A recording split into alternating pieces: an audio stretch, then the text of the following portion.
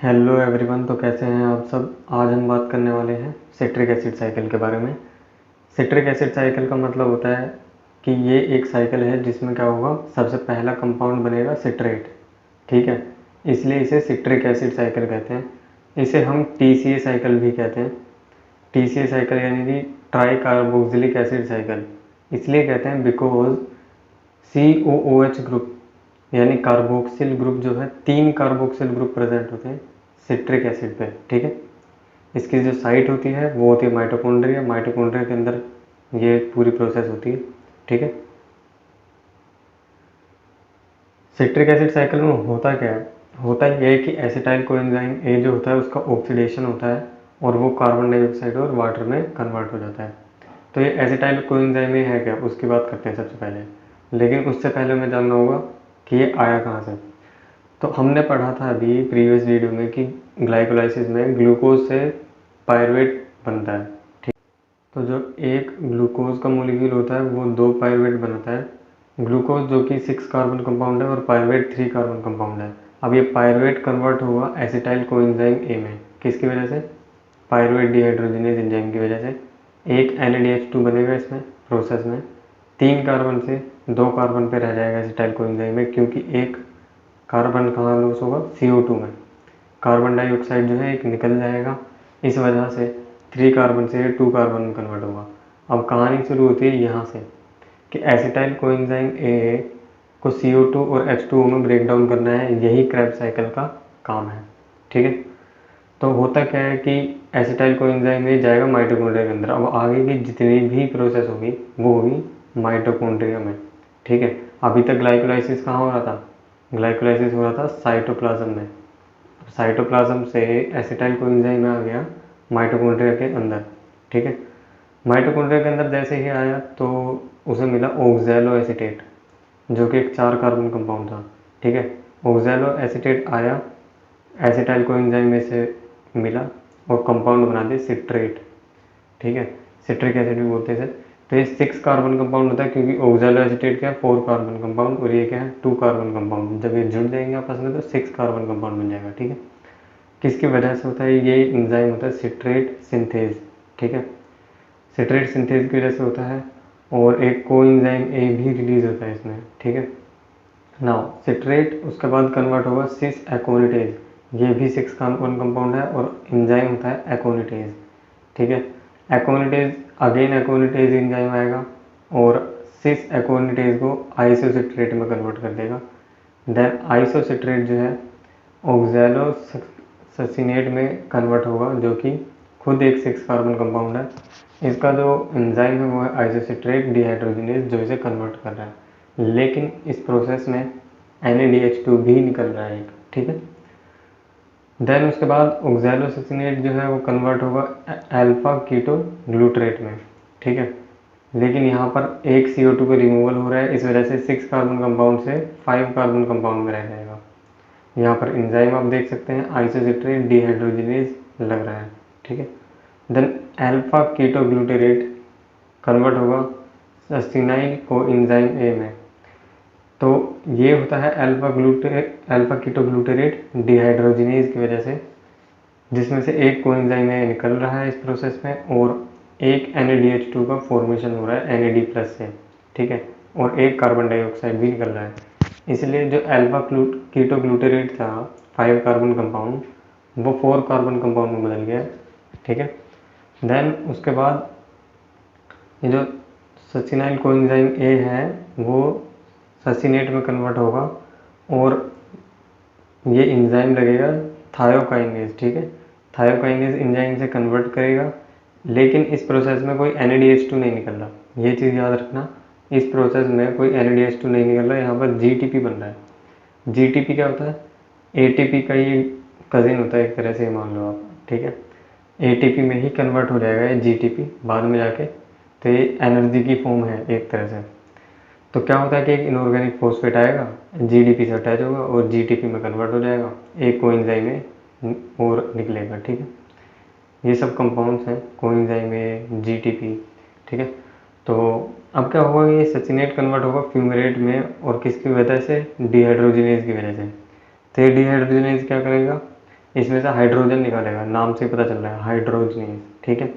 तो हाइड्रोजन निकालेगा तो वो हाइड्रोजन जाएगा कहाँ, FAD+ उसे ले लेगा, FAD उसे ले लेगा और FADH2 बन जाएगा। देख रहे हो ना, H2 एक्स्ट्रा जुड़ गया है, ठीक है। FADH2 में H2 एक्स्ट्रा जुड़ा है, तो कहाँ से आया, इसमें से है ना, इसका H2 निकल के FADH2 पे चला गया, ठीक है। देन फ्यूमेरेट जो है वो कन्वर्ट होगा मैलेट में। मैलेट क्या है, ये भी एक कंपाउंड है जो कि किस एंजाइम की वजह से बनता है, फ्यूमेरेज, ठीक है। देन उसके बाद मैलेट कन्वर्ट होगा ऑक्सैलो एसीटेट, ये भी 4 कार्बन कंपाउंड है, ठीक है। तो जो क्रैब साइकिल है वो स्टार्ट हुआ 6 कार्बन कंपाउंड से एंड देन एंड हुआ 4 कार्बन कंपाउंड पे, ठीक है। एक और NADH2 यहाँ से निकल रहा है मैलेट से ऑक्सैलो एसीटेट की तरफ, ठीक है। देन ऑक्सैलो एसीटेट कन्वर्ट होगा सिट्रेट में, किसके साथ मिलके, एसिटाइल कोएंजाइम A के साथ मिलके इसके साथ मिल जाएगा और बनाएगा क्या, ये सिट्रेट, ठीक है। किस एंजाइम की हेल्प से, सिट्रेट सिंथेज की हेल्प से, ओके। तो ये थी ये बात यहाँ तक की, ये सब चीज़ें मैंने आपको बताई दी कि TCA साइकिल क्या होता है। अब बात करते हैं ज़रा समरी की, कि इस पूरी प्रोसेस में हमने देखा क्या, एसिटाइल कोएंजाइम A जो कि एक कंपाउंड था पायरुविक एसिड से बन के आया था, 2 कार्बन का कंपाउंड है, ठीक है, ध्यान रखना। तो एक ग्लाइकोलाइसिस से कितने पायरुवेट बने, 2 पायरुवेट, ठीक है। और एक पायरुवेट से कितने एसिटाइल कोएंजाइम बने, 1। और इस एक एसिटाइल कोएंजाइम A से कितने CO2 बने, 2, ठीक है। तो ये एसिटाइल कोएंजाइम कन्वर्ट हो जाएगा किस में, CO2 में। NAD+ किस में कन्वर्ट होगा, 3 NAD+ लगे और 3 NADH2 बने, ठीक है। जैसा कि आप यहाँ पर देख सकते हैं, पहले NADH2 हमारा बना आइसोसिट्रेट से जब हम ऑक्सैलोसैसिनेट बना रहे थे। देन उसके बाद अल्फा कीटोग्लूटारेट से सचिनाइल कोएंजाइम A बनाया, तब वहाँ पर NADH2 निकला और अगेन एक NADH2 निकला है मैलेट से ऑक्सैलो एसीटेट बनाने में, ठीक है। तो ये बन गए कितने, 3 NAD+ से 3 NADH2 बने। अब बात करते हैं कि सिट्रिक एसिड साइकिल को एम्फीबोलिक पैथवे क्यों कहते हैं। सिट्रिक एसिड साइकिल को एम्फीबोलिक पैथवे इसलिए कहते हैं क्योंकि ये कैटाबोलिक भी है और एनाबोलिक भी है। कैटाबोलिक और एनाबोलिक क्या है, कैटाबोलिक का मतलब होता है किसी एक कंपाउंड को छोटे छोटे उसमें ब्रेक डाउन कर देना। मान लो पॉलीसैकेराइड है, पॉलीसैकेराइड को जब हम ब्रेक करते हैं तो उसमें से क्या निकलेंगे, एक मोनोसैकेराइड, फिर एक और मोनोसैकेराइड, फिर एक और मोनोसैकेराइड। तो ये जो प्रोसेस होगी ये होगी कैटाबोलिज्म। हम एक लार्ज कंपाउंड को एक स्मॉल कंपाउंड्स में तोड़ रहे हैं, उसे कैटाबोलिज्म कहते हैं। एनाबोलिज्म का मतलब है कि हम छोटे कंपाउंड्स को जोड़कर एक बड़ा कंपाउंड बना रहे हैं, ठीक है। यानी हमने मान लो मोनोसैकेराइड्स को जोड़कर पॉलीसैकेराइड्स बना दिया, तो ये एनाबोलिक प्रोसेस हो गई। तो ये जो क्रैब साइकिल है ना, इसमें दोनों चीज़ें हो रही हैं, कैटाबोलिज्म भी हो रहा है और एनाबोलिज्म भी हो रहा है। इस वजह से इसे एम्फीबोलिक पैथवे कहते हैं, ठीक है। ये दोनों पॉइंट्स कोई ज़्यादा इंपॉर्टेंट है नहीं कि ऑक्सैलो एसिटिक एसिड और अल्फा कीटोग्लूटारेट जो है सिंथेसिस करते हैं एस्पार्टेट का, ग्लूटामेट का, ये इतने ज़्यादा इंपॉर्टेंट नहीं है। जो इंपॉर्टेंट था एम्फीबोलिक पैथवे वाला वो मैंने आपको बता दिया, ठीक है। अब बात करते हैं sir regulation of citric acid cycle की। सिट्रिक एसिड साइकिल रेगुलेट कैसे होता है, तो 3 एंजाइम्स होते हैं जो मेनली रिस्पॉन्सिबल होते हैं सिट्रिक एसिड साइकिल के लिए। वैसे तो बहुत हर स्टेप पे एक एंजाइम है, लेकिन जो मेन एंजाइम्स हैं वो ये हैं, citrate synthase, isocitrate dehydrogenase and alpha ketoglutarate dehydrogenase. ये रेगुलेट कैसे करते हैं उसकी बात करते हैं। आ जाओ देखो, सिट्रेट सिंथेज क्या करता है, वो इनहिबिट हो जाता है ATP की वजह से और NADH2 की वजह से, एसिटाइल कोएंजाइम A की वजह से और सचिनाइल कोएंजाइम A की वजह से, ठीक है। तो ये इस साइकिल को रेगुलेट कर रहा है, क्योंकि अगर ये इनहिबिट हो गया तो साइकिल आगे नहीं बढ़ेगा। आइसोसिट्रेट डिहाइड्रोजनेज क्या होता है, वो एक्टिवेट होता है ADP से, ठीक है, और इनहिबिट होता है ATP और NADH से। अल्फा कीटोग्लूटारेट जो है वो सचिनाइल कोएंजाइम A और NADH2 से जो है इनहिबिट होता है। And then availability of ADP की बात करें तो बहुत ज़्यादा इंपॉर्टेंट है सिट्रिक एसिड साइकिल में। मतलब अगर ADP नहीं है ना, तो ADP नहीं है तो ATP नहीं बनेगा, ठीक है। और ATP नहीं बनेगा तो वो जो स्टेप था मैं आपको दिखाता हूँ कौन सा स्टेप, ये वाला स्टेप। यहाँ पर ADP आप इसे GDP भी कह सकते हैं, ठीक है। वहाँ पर मैंने ADP लिखा हुआ है, ये बाद में कन्वर्ट एक तरह का ADP का ही फॉर्म है।